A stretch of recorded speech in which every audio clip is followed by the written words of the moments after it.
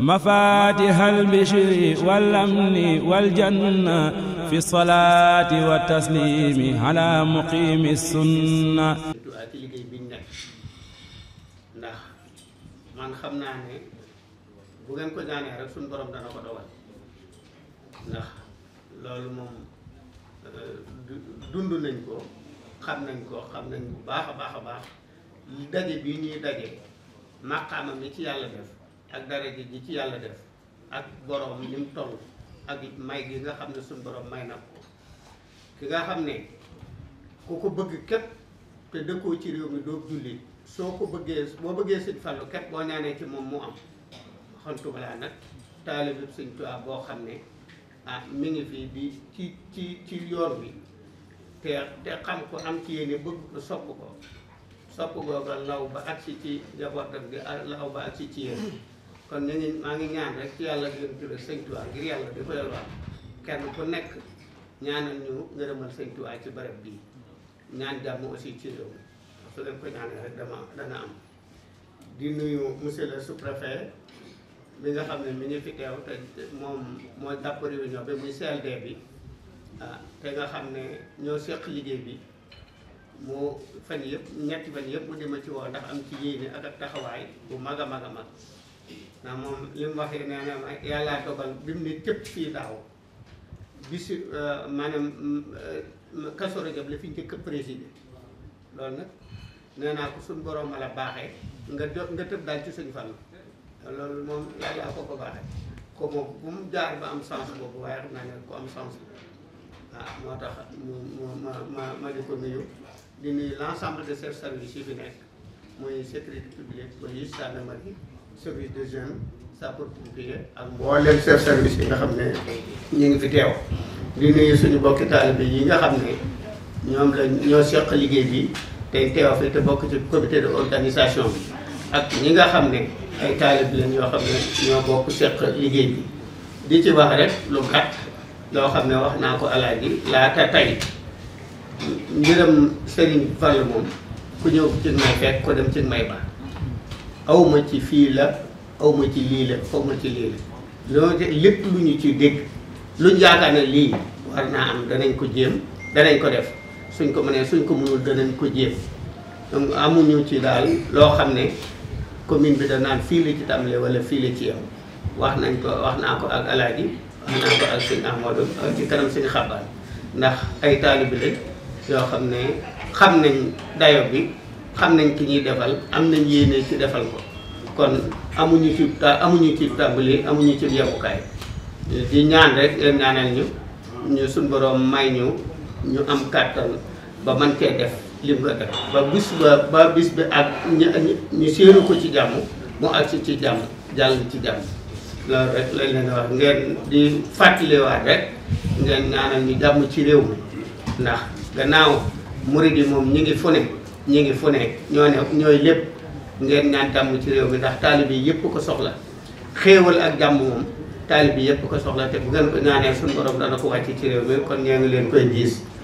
di wax rek am na ci seen kilifa yooyu koo xam ne Sëñ Fallu ci boppam moo waxoon waajuram ne ko na nga deel dem ci xur wi boole naa léegi waa xur wi daal ne bu tawee kat féppay tooy waaye xuree taa kon ñoo ngi naan nag taa boobu Sëñ Fallu waxoon ba xur wi di taa ngeen ñaanal ñu mu bañ a ngis mu kute da kii taa mi ngi ci daje bi mi ngi ci mbooloo mi xam naa moom dana xam ki may wax dana ko xam di ko fàttali rek la maamam waxoon ak la waajuram ba daan def ci xur wi ndax bu nëgë ni ci tembee la daan def dëkk bu mu fanaane tey bu xëyee yendu ci beneen bu fa fanaanee bu xëyee yendu ci beneen loolu it ba léegi ñu ngi ko koy fàttali wasalaamaaleykum wa rahmatullahi wa barakatuh auzu billahi min ashaytaani rajim bismillahi rahmaani rahim alhamdulilahi rabbil alamin wasalaatu wasalaamu ala ashrafil anbiyaai wal mursalin sayidina wa mawlana muhammadin wa ala alihi wa ashaabi ajmain asalaamaaleykum wa rahmatullahi wa barakaatu.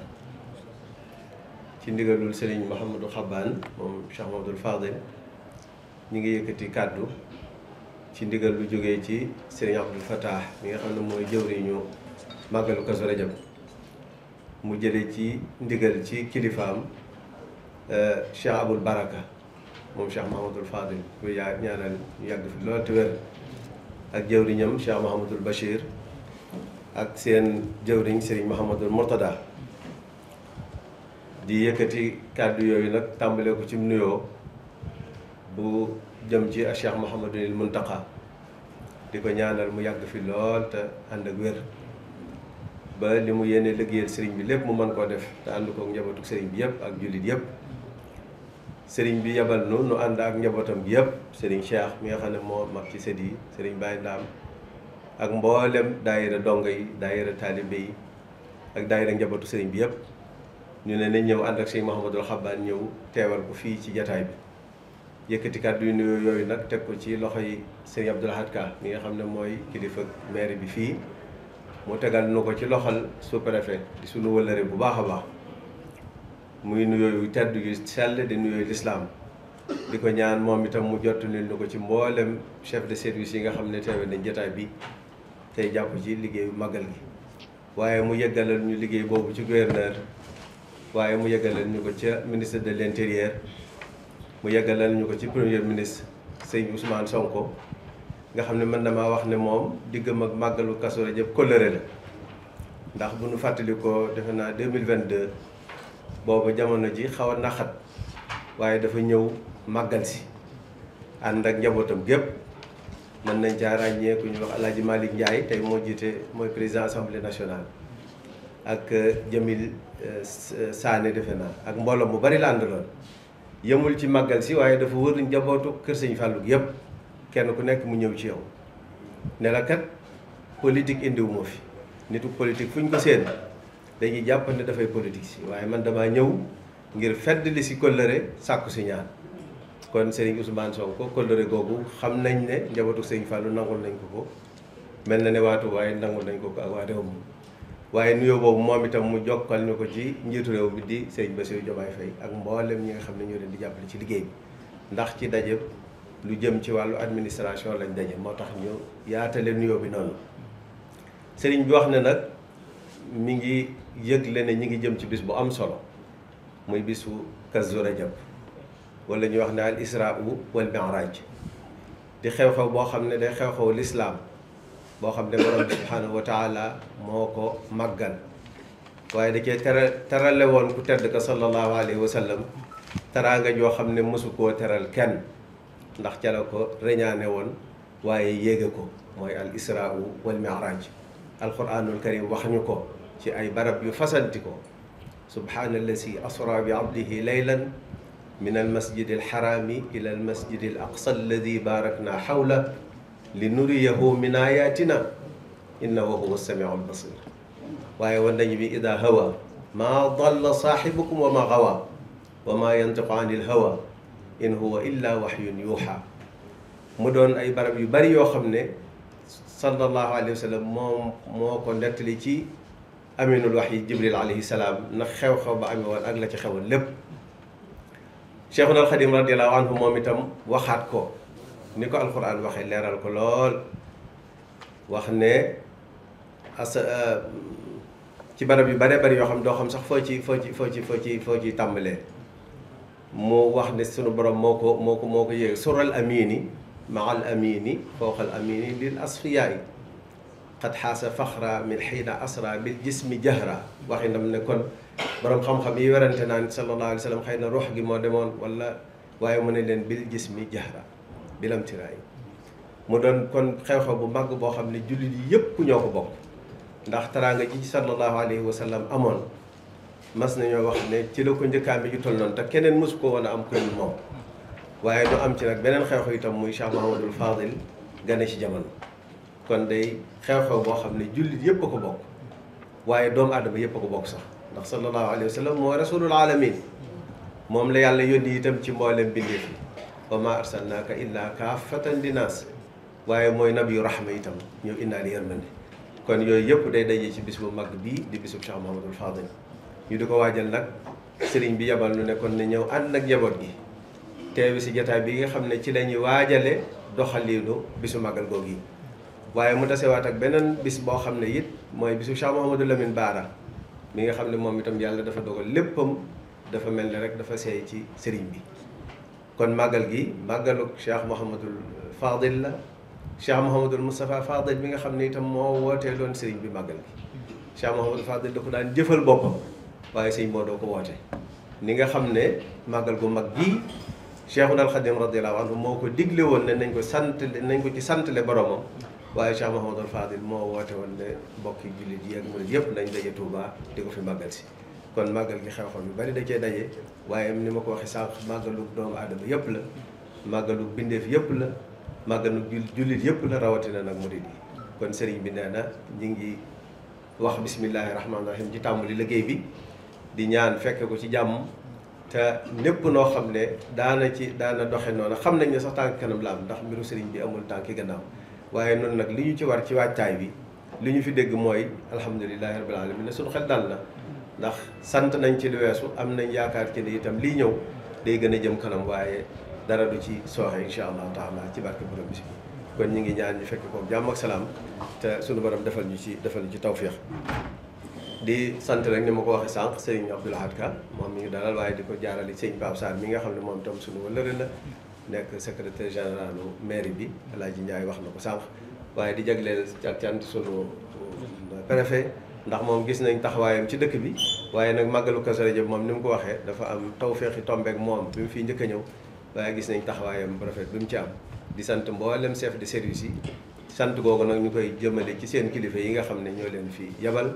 taam yaakaar ne incha allahu taala lépp dana kawe nam daan mel ndax loolu la bis bi yelloo moom la borom bis bi yelloo ndax mooy bisub sallallahu alayhi wa sallam ni ma ko waxee woon te di ko baamu di bisub Cheikh Mouhamadul Fadil di bisum mboolem murid yi di bisum mboolem jullit yi kon sëriñ bi nee na ñëpp ku ñëw dañ ko daan defee màggal ci Kazu Rajab te ñu xam ne bisum nangu ñaan la te sunu borom nangul la jaamam bi ñu fekk si fii waaye comme njëkk a nangul nag mooy sallallahu alayhi wa sallam yi nga xam ne mooy rasulul rahma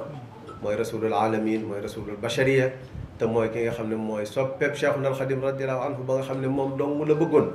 moom dong la doon xañtu moom dong la doon topp waaye kooka ku ne xam ne ne ku ñëw ci dëkk bii indi fi itte loo fi ñaan yërmande sunu borom ak màggaayam rawante naak mu di la dellooy loxoy kese te ku ne xam ne ne fi ñu toll fi mu ne soxla nañ ñaan kenn ku nekk soxla na ko kon yàlla dolli jàmm ci réew mi dolli fi xeewal dolli fi naataange ci barkeb Cheikhuna radiyallahu anhu asalaamaaleykum wa rahmatullahi waa presse bi moom xam nañ ne dañ leen di beral seen cantu bopp ndax màggal gi dafa yaatu ni ñu koy dunde fii ci Touba ñi leen koy dunde ci biir réew mi waaye ci bitim réew mooy màggal goo xam ne fépp fu sénégalais nekk mën nañu wax ne ñu ngi ko fay màggal fépp fu sénégalais nekk rek dañ ko fay màggal te ñoom itam dañuy bëgg di dund li nga xam ne mooy xew ci réew mi rawatina ci waajtaay bi waxtaan yi nga xam ne borom xam-xam yi di daayira Sëti Sëñ Fall yi ak ñi ngi koy àndal dañ koy def mu jëm ci nafaraat dundug yonent bi sallallahu alayhi wa sallam di ci fàttalikuwaale jikkoy Cheikh Mouhamadul Fadil te di ko ci ñaanal ndax sallallahu alayhi wa sallam yéen sunu borom daf ko yónni ngir ñu roy ci moom laqad kaana lakum fi rasulillahi uswatun hasana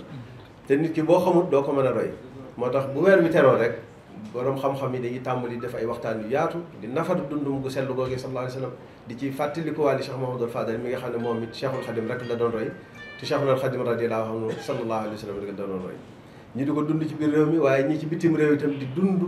waajtaay woow yi waaye di dund màggal gi kon yéen ñi nga xam ne yéen a yaatal xabaar yi sëriñ bi mi ngi leen di beral seen cantu bopp ndax loolu dafa bokk ci liggéey bi mënu ci ñàkk waaye daayira yi nag sëriñ bi nee na mi ngi beral cant moom it daayira yi soppee Cheikh Mouhamadul Fadil yi nga xam ne seenub lim kenn xamul lu mu toll danaan def bu màggal gi juble see sax dañuy sëñ Alaaji Buso ñoom dañuy def ab liste di ko wax ci rajo yi di leen sant benn par benn waaye dafa bari waaye goo xam jàpp nañ ne mënatuñ waaye kon sëriñ bi xam ne mi ngi leen di séentu ku ñëw ca kër ga da nga ko fekk dana la ñaanal te seen jëf jooju ñu xam ne wa maa tuqaddimu li anfusikum min xayrin tajidu inda allah huwa xayran wa a'zama ajra te itam Cheikh Mouhamadul Fadil moom lu waaye jëf jaarale ko ci moom ne la woon ne ci Cheikhul Khadim nga ko jëf te loola borom bi subhanahu wa taala moo koy nangul boppam moo lay fay ngeen ñi fay yàlla na yàlla mottali yëpp ci barke incha allah. أعوذ بالله السميع العليم من الشيطان الرجيم اللهم صل على سيدنا محمد صلاة لا يرى مثلها في جملة صلوات كما لا يرى مثله صلى الله عليه وسلم من المخلوق ginnaaw bu ñu sante yàlla julli ci yonent bi alayhi salaatu wassalaam nuyu sang yu tedd yi fi toog di ay càllaleel Mouhamad Fadal Mbacké ak mbooleem sët yi nga xam ne ñu ngi fi di leen jox seen wàccuwaay di leen warmal ni leen yàlla warmalee di nuyu tam chef de service yi fi toog yëpp di ci jiital le représentant des ministres et le délégué du chef de l'État monsieur le sous-préfet Abdoulaye Kharma dañ leen di jottale rek ay nuyoo maire yoo xam ne dañ koy toftal ci li monsieur le maire El Hadj Ndiaye wax matale na lépp waaye xam naa ni fas loo ko làbbali rek doyul moom comme lim yenu diis na ñu ne lii nañ ko ci jàppale ndax moom bu xesee ba toog rek waratuñ sax yëkkati kàddu waaye Mouhamadou Xaban Mbacké Serigne Ahmadou Badiou Abdoulahat Ka mu ngi leen di feddali disponibilité am comme ni mu ko waxee sànq ndax màggalu sëñ Fallou bi wax na ni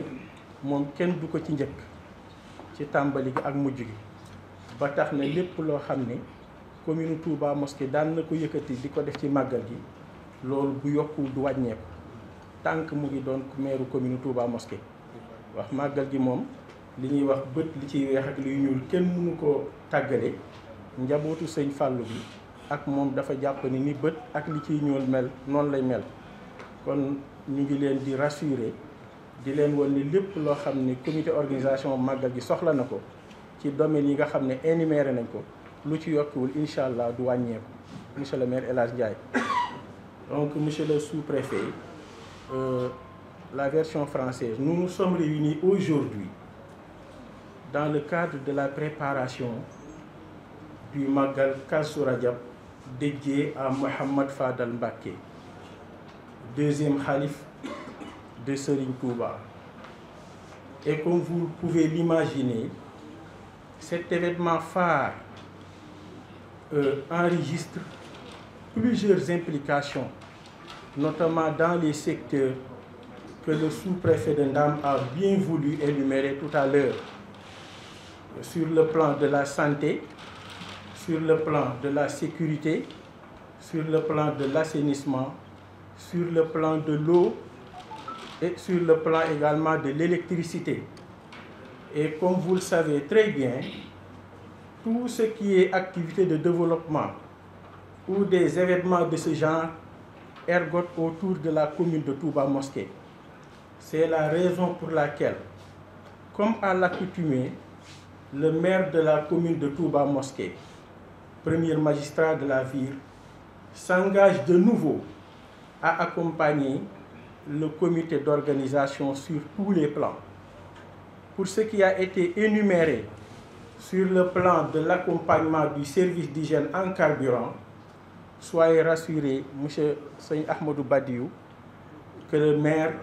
la commune de Touba Mosquée ne ménagera aucun effort pour les accompagner. Sur le plan également de la dotation des véhicules de vidange, c'est vrai que d'aucuns ont évoqué des manquements l'année dernière, mais la commune s'engage cette année-ci à faire le maximum pour répondre aux attentes du comité d'organisation. Sur le plan également de l'électrification, l'entretien du réseau sera fait. L'accompagnement également de la Sénélec dans l'entretien du réseau de façon générale, cela également sera respecté. Pour ce qui est de l'assainissement, le nettoiement, la commune de Touba Mosquée mobilisera tout le logistique nécessaire pour accompagner les organisateurs de cet événement. Le petit matériel également sera doté au comité d'organisation. De façon très succincte et très ramassée, monsieur le sous-préfet, le maire, encore une fois, témoigne sa disponibilité au comité d'organisation. Comme je l'ai dit tout à l'heure, le Magal de Kazu Rajab est un événement de aura international. Seigne Ahmadou Badiou l'a dit tout à l'heure, qui implique plusieurs acteurs. Les pèlerins viennent des 4 coins du monde. C'est la raison pour laquelle ce n'est pas un événement uniquement de la commune de Touba Mosquée, mais c'est un événement national. Et l'État du Sénégal, sous la houlette de son président de la République, M. Diomaye Diakhar Faye, le Premier ministre Ousmane Sonko et tous les démembrements de l'État, je laisserai le sous-préfet les énumérer, vont s'employer pour la réussite totale de cet événement. Allahumma salli ala Sayyidina Muhammadin Nabil Oumi wa ala alihi wa sahbihi wa sallim. Donc, nous voilà au terme de la réunion du comité local de développement de Ndam consacrée aux préparatifs du Magal de Kazu Rajab, édition 2024. Nous avons, autour des chefs de service locaux et départementaux, essayé de faire un tour d'horizon des besoins qui sont exprimés par le comité d'organisation et qui ont fait l'objet d'une étude minutieuse. Et nous pensons que les doléances qui ont été formulées par le comité d'organisation ont déjà trouvé un écho favorable auprès des différents responsables des différents secteurs. Donc nous avons commencé cette rencontre par les préoccupations d'ordre sanitaire. Et nous avons aussi essayé de passer en revue l'ensemble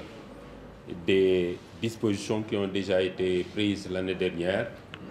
Et nous avons demandé que tout ce qui a été fait l'année dernière puisse être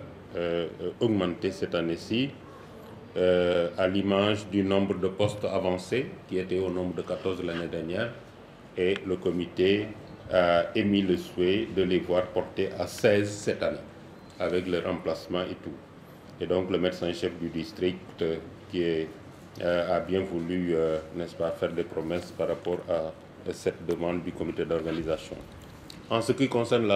l'hygiène aussi, les dispositions qui ont été prises l'année dernière seront reconduites en essayant aussi de changer ce qui peut l'être pour que ça soit amélioré. Pour ce qui concerne la sécurité, le commissaire spécial de Touba, qui est vraiment expérimenté en matière d'organisation d'événements religieux, a bien voulu accéder à la demande du comité d'organisation. Et je pense que toutes les dispositions qui ont été prises l'année dernière seront renforcées cette année-ci, tout pour aller dans le sens d'une meilleure organisation de ce Magal, le Magal du Kazu Rajab, qui fait partie des éléments les plus importants dans l'agenda culturel local et même dans l'agenda culturel national. Il faut, tout le monde le sait, c'est un événement de dimension internationale, comme Serigne Ahmadou Badawi l'a dit tout à l'heure, et il a été renforcé aussi par deux représentants du maire à cette rencontre. Donc, tout pour dire que, en tout cas, l'État prendra toutes les dispositions pour accompagner le comité d'organisation, et tout ce qui peut être décidé ici l'a déjà été, et donc nous n'allons pas manquer de porter les préoccupations qui ne peuvent pas être satisfaites ici, de les porter à la connaissance de l'autorité supérieure qui certainement à son tour les portera à l'autorité suprême qui va en décider. Et donc souvent la réunion du CLD est la première étape d'une série de réunions qui seront organisées, aussi bien peut-être à la préfecture, et je pense que l'année dernière on avait sauté l'étape de la préfecture pour tenir un CRD, c'est-à-dire la réunion du comité régional de développement consacrée aux préparatifs du Magal du Kazu Rajab. En tout cas, vous trouverez en nous une oreille attentive et notre disponibilité et notre volonté ne vous feront pas défaut pour que cet événement puisse connaître le succès éclatant qu'il a toujours connu. Et en tout cas, nous sommes en train d'y travailler et notre volonté est ainsi faite. Donc je tiens à remercier tous ceux qui se sont présentés ce matin, les chefs de service, malgré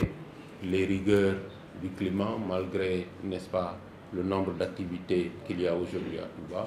Ils ont tenu à répondre présent à notre invitation et nous pensons que cela va se passer dans d'excellentes conditions Nous allons continuer à travailler avec le comité d'organisation parce qu'on ne peut pas tout dire à l'occasion d'une seule réunion. On va continuer à travailler ensemble pour que les différents besoins qui sont émis, qui sont, n'est-ce pas, formulés par le comité d'organisation puissent être réglés le plus rapidement possible à la satisfaction du comité d'organisation. En tout cas, je vous remercie de votre aimable attention et je lève la séance. Merci beaucoup, à la prochaine. Président Ousmane Sonko ñu àndaloon sunu doom de député sëñ Cheikh Thioro Mbacké moom dama ko boole ci ñi moom fii la bokk moom waaye moom moo jiite woon moo àndoon ak moom di wër sunu kër yëpp wallaay ndeysaan macha kooku moom dama ko boole ci seeti moom